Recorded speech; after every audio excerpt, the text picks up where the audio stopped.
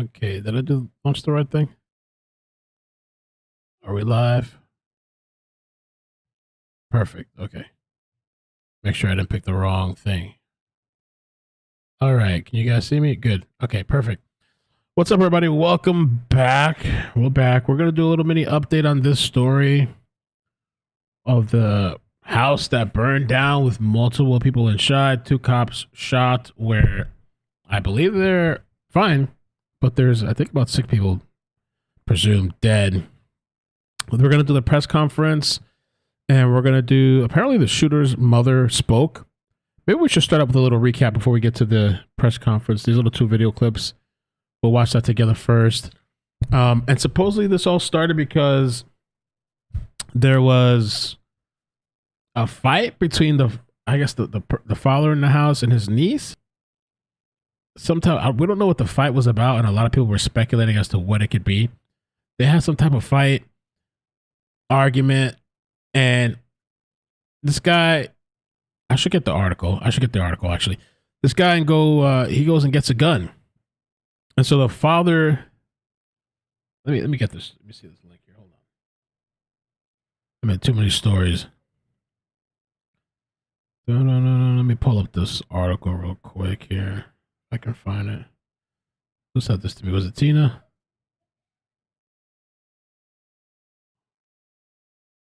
There you go. I think it's this one. I believe it's this one.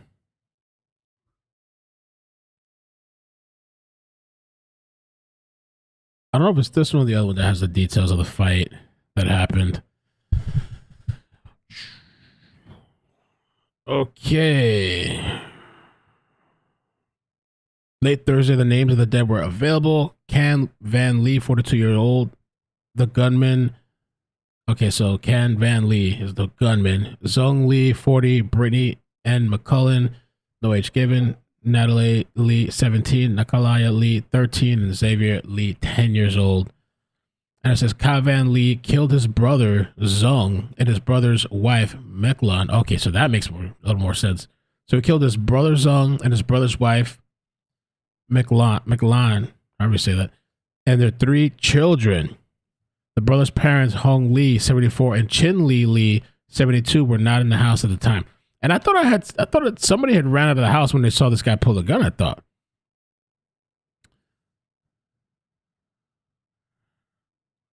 They're still searching for the bodies. Let me see.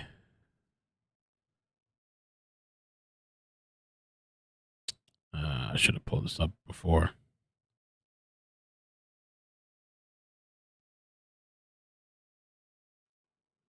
All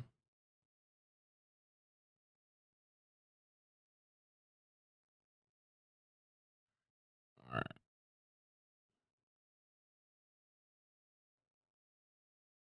Let me play the article then. I'm trying to find a link to that one. Family's heartbreak.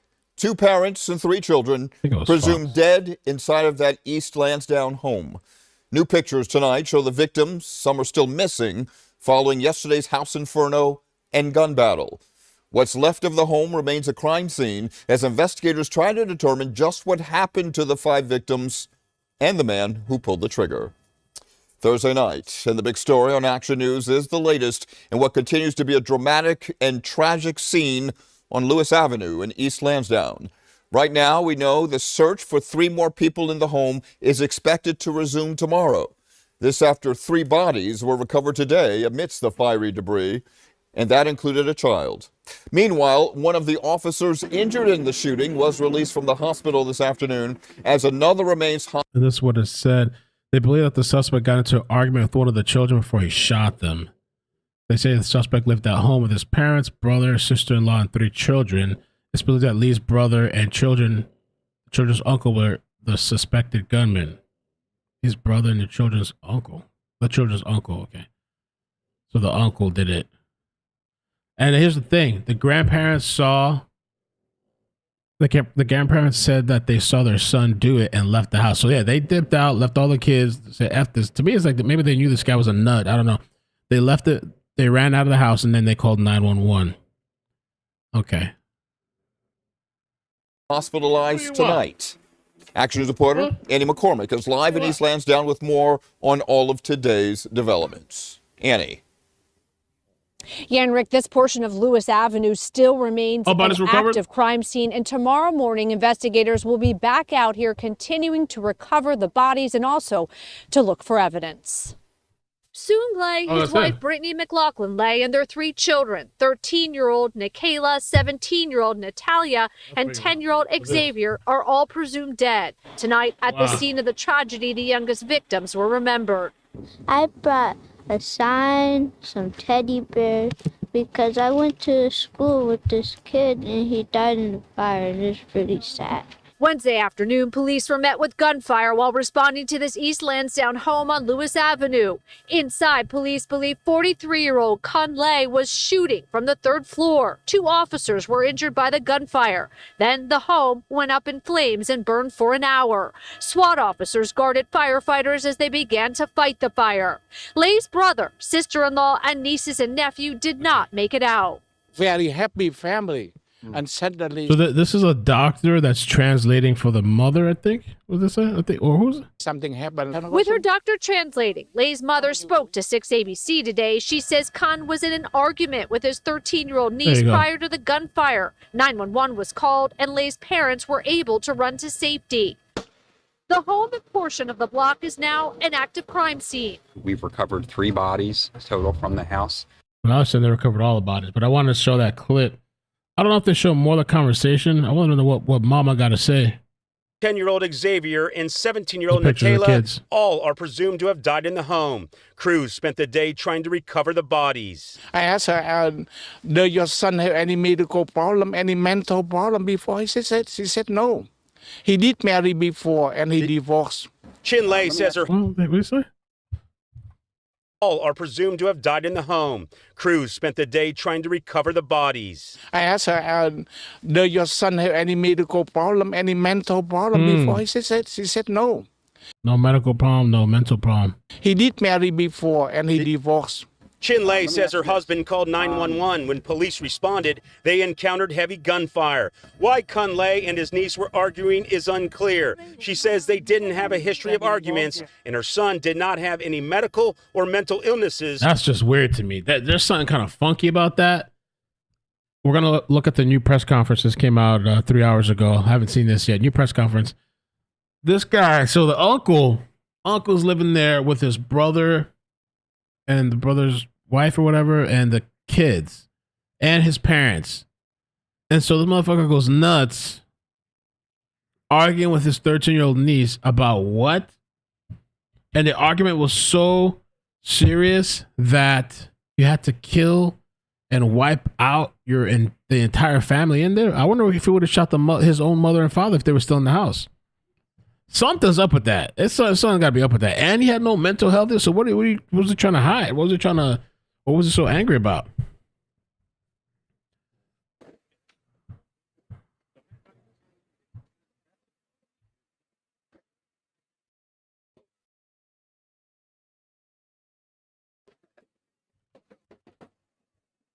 There it is.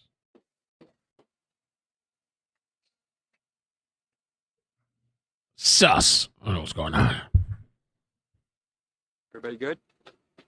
Good afternoon. I'm Jack Stolzheimer, the District Attorney of Delaware County. I'm joined by the chiefs of both East Lansdowne and Lansdowne and the mayors of both of these towns as well, and my Chief County Detective, Jim Nolan. With a heavy heart, we can announce today that we have recovered 3 more bodies this morning. We think we have found everybody who was in that house. Wow. The Lay family, we think we have recovered all members of that family, and I want to give you an update on where things are going to stand. So at this point, there is no other search going on inside the building. We're trying to make sure the building is secure.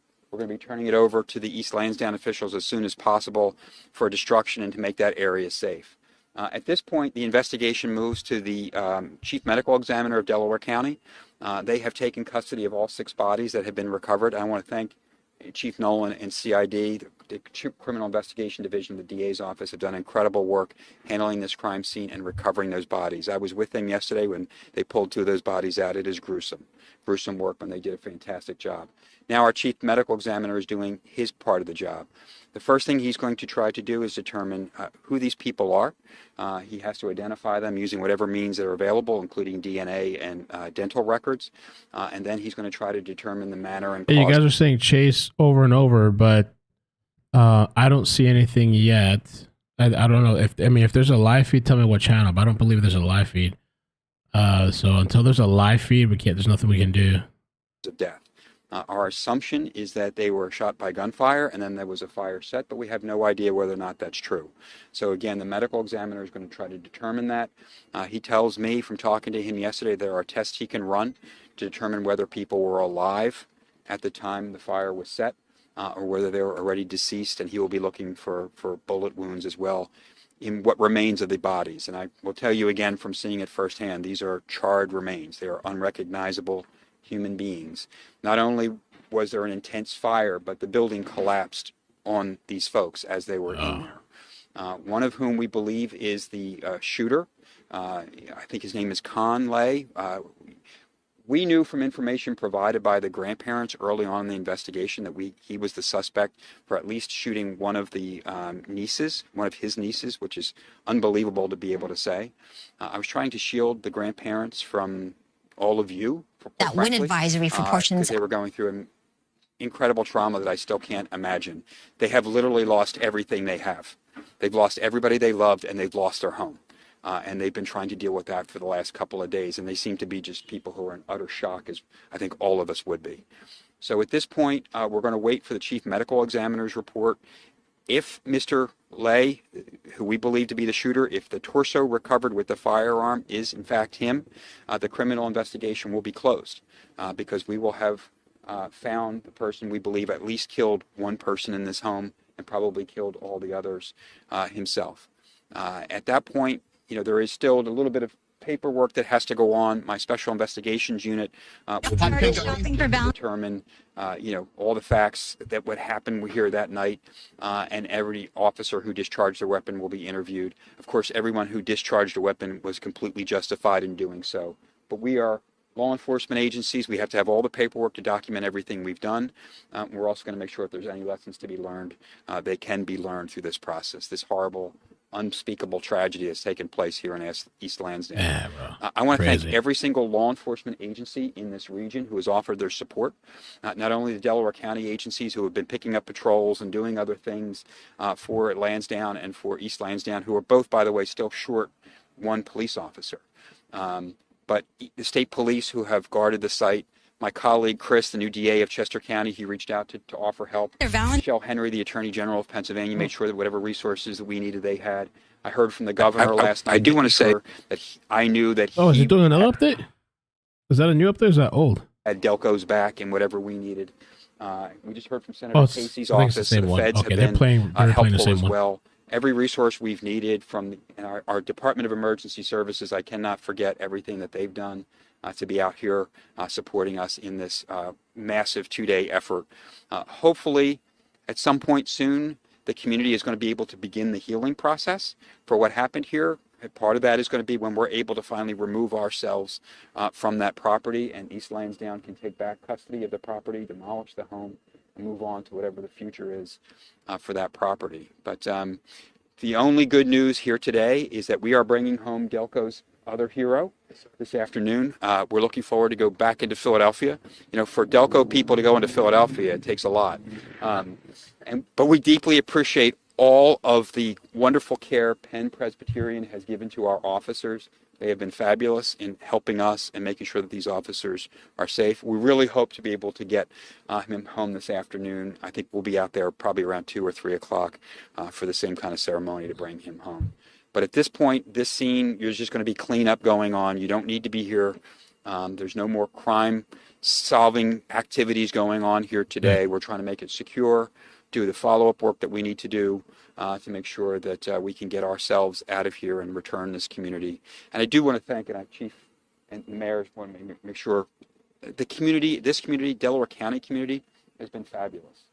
They have reached out to all of us, just regular people who cared about police officers who were hurt, who cared about this family who was going through incredible grief. They've offered everything from food and help, and just incredible. We really are a family here in Delaware County, and I think on behalf of all of us, we want to thank the residents of East Lansdowne and the residents of Delaware County. And if you have any questions, I can. How do you conclude or make it positive? How do you firm up that investigation that ties this crime to a particular person? Like, what do you do to make your case shut? So we have, if he is the individual that the grandmother, who is his mother, identified as shooting her granddaughter, the case is closed as long as he is one of the deceased individuals. Okay. Hold on. At that point, there is no more criminal prosecution needed. Okay. We know people died because a fire was caused here. If he also killed them by gunfire, that just adds to the trauma, but it doesn't change the dynamic. As long as the shooter, who we believe started this whole series of tragic events, is dead, it's a closed criminal matter. What made you assume that Hold on 1 second. I feel like the mother have had and the father that ran out of the house, they would have had to have heard some of the argument and conversation that was going on for them to run out of the house. I know they said they saw him get a gun. They're all in the house, and there's just bickering going on. It's like growing and growing and growing and growing and growing to the point where there's like everybody gets murdered, 2 cops get shot, the house gets burnt down. No motive at all. What made you assume that they were killed by gunfire? You said you made I didn't make the assumption, except that, I'm sorry if I did. What we've heard, obviously you heard the reports that there was multiple gunshots. In fact, the 911 call that came in, people could hear gunfire. My, again, assumption is that the fire was started at some point after he probably killed members of the family. I could be completely wrong. The medical examiner is going to try to determine how they died, if they died by gunfire or if they died by smoke inhalation and burn. Those two are two different. At the end of the day, it doesn't really matter. It may matter to the grandparents, and we're trying to give them closure. But I just think that that's an assumption that will be tested by whatever the chief medical examiner. Sorry, Chris, if I misspoke. 1 second, Vinny, 1 second. Okay. So one officer was shot in the leg. One officer was shot in the forearm. The officer who was shot in the forearm, who was being released today, John Meehan, had both serious injuries. I mean, people put holes. This guy put holes in their bodies in places they weren't supposed to have holes. Okay, so both of them took serious traumatic injuries. John took a little bit more. More surgery was involved. We're really hopeful and thankful that he's getting out. Hopefully today, assuming the doctors release him, and then we'll be able to welcome him back home. Vinny. Jack, did the family, in the conversation with you or law enforcement, give any insight as to the moments that led up to the shooting? Any sense of an argument or dispute? Not really. I mean, they were shocked. First of all, they're in shock, period. Trying to talk to them, people who are just numb and overcome with grief and shock is a traumatic experience. I was trying to talk to them a little bit yesterday. Detective Murphy from CID talked to them at length. They don't really have any idea. He just went haywire, and she left the home. Grandfather picked her up. They go into safety, and they try to get police here to deal with the situation. Don't know. The gun that we've recovered is a rifle. It's melted at some level. Again, it was Inferno. Okay, so all of that stuff is for later. We're not going to trace the weapon until we get past today's stage. Today, we're just trying to make sure that we get our officer home, get these bodies to the medical examiner, and get this community back to some level of normalcy, which is a long way from there. Will neighbors be able to get into their... As soon as we get out of here, okay? So we got to get all that equipment there. We got to get the criminal equipment out, the law enforcement stuff. Then we've got to make sure are they knocking down? Yeah, they're knocking down the building right now. They're in that process, right? Because we can't leave the structure the way it is. We were afraid it could fall on the investigators. So once they make it safe, and that will be the mayor and police chief's call, then they'll open up the street again. Mayor plan?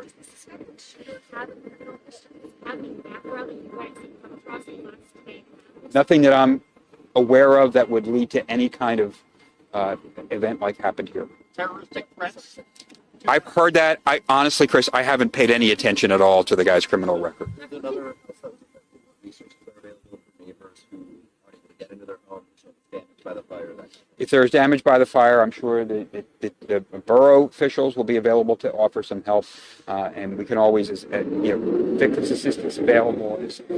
Assistance is available as well. Jeff, what can you tell us about where the body was found? Well, this is the thing. The house collapsed, right? So wherever they were when they were in the house could be different from where they ended up because the roof and the floors collapsed.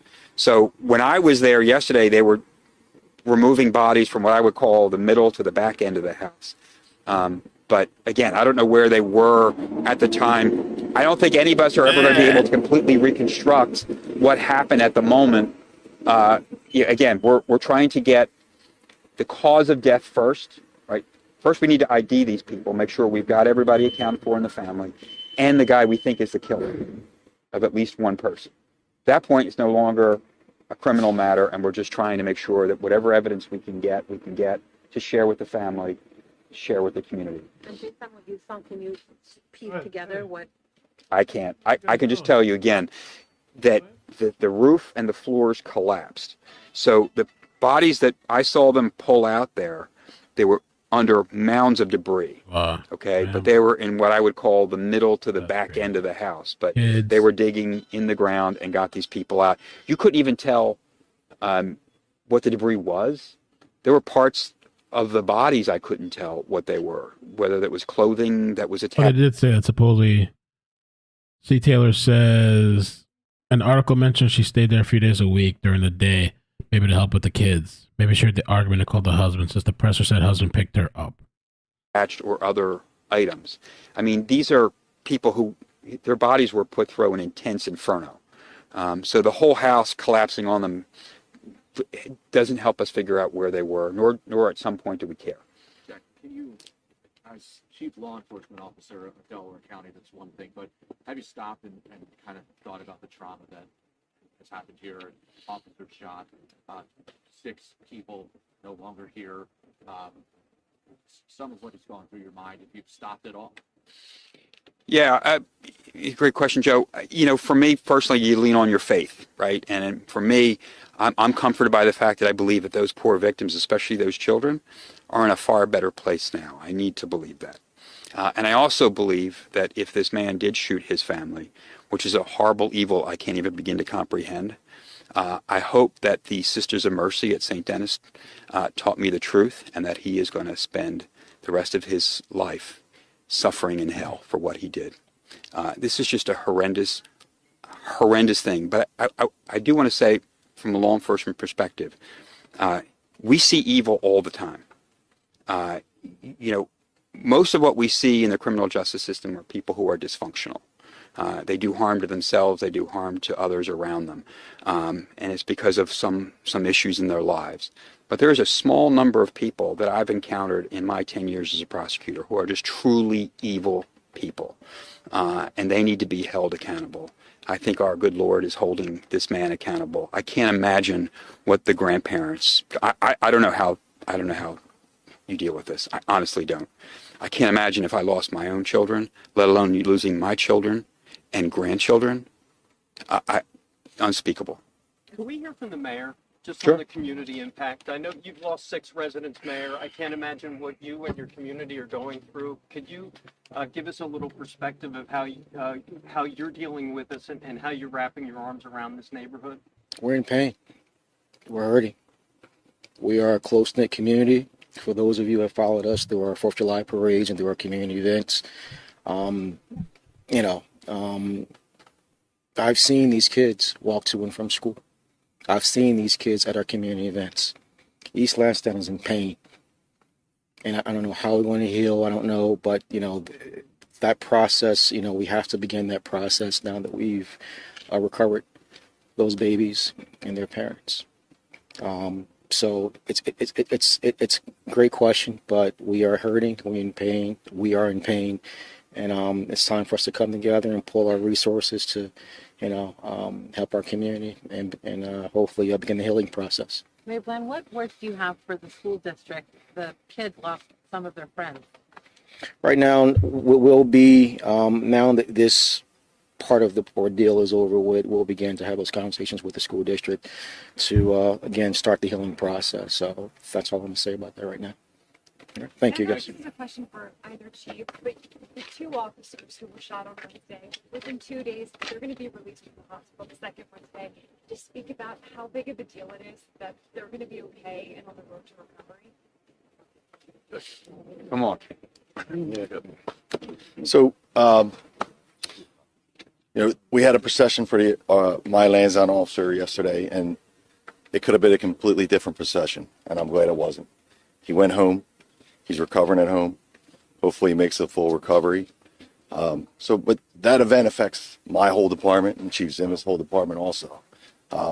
We're small town police, community police, and when a major event like this happens, we got together. We really have.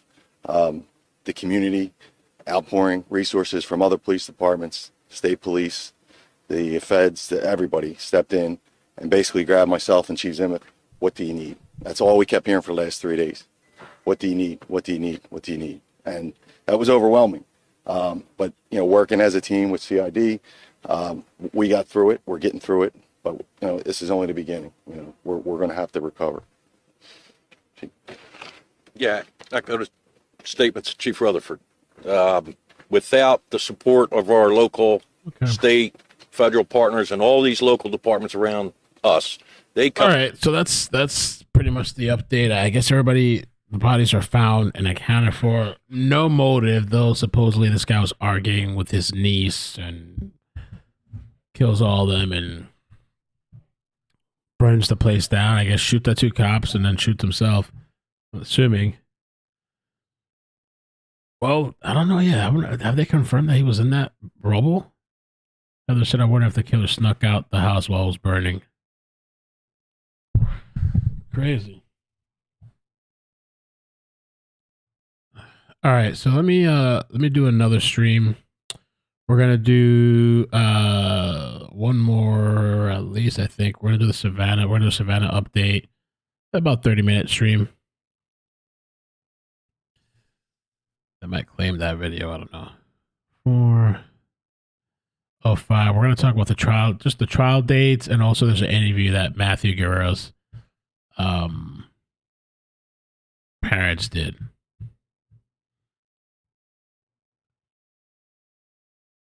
Cat. Okay. I gotta fix this.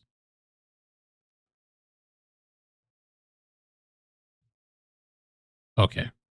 All right, so we're gonna jump there next for another update. Little update. Bouncing around. Let me see, where am I at here? Here we go.